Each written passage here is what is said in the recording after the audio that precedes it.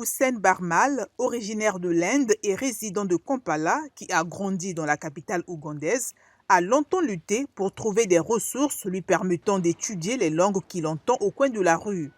Barmal a mené une bataille de longue date pour comprendre le Luganda, la langue officielle de l'Ouganda qui, bien que parlée par des millions de personnes dans le pays de l'Afrique de l'Est, n'était pas enseignée dans les écoles.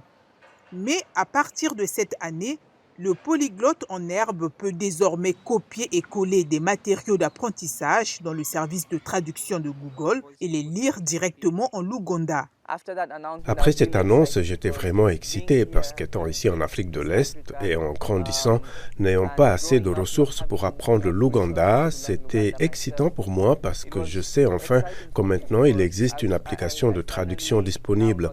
Oui, nous avons des dictionnaires de l'Ouganda dans des librairies et des choses comme ça, mais il y a très peu de ressources sur Internet.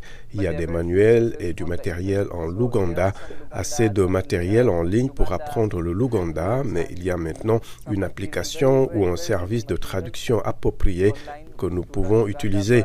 C'est donc incroyable. La nouvelle fonctionnalité de Google fait partie d'une série d'initiatives visant à élargir la représentation et réduire les biais dans les systèmes d'intelligence artificielle.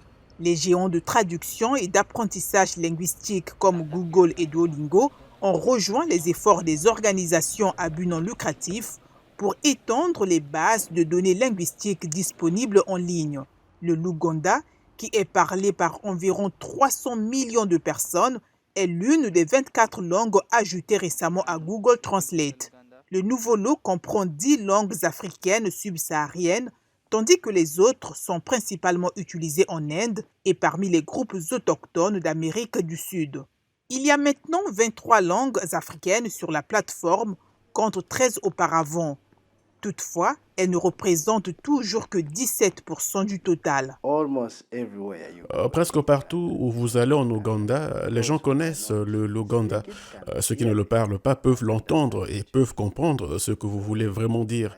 Je pense donc que c'est une excellente opportunité pour nous et pour des étudiants comme moi. C'est vraiment bien parce que pour que quiconque comprenne mieux quelque chose, vous devez d'abord le comprendre dans votre langue maternelle et ensuite vous pouvez mieux apprendre.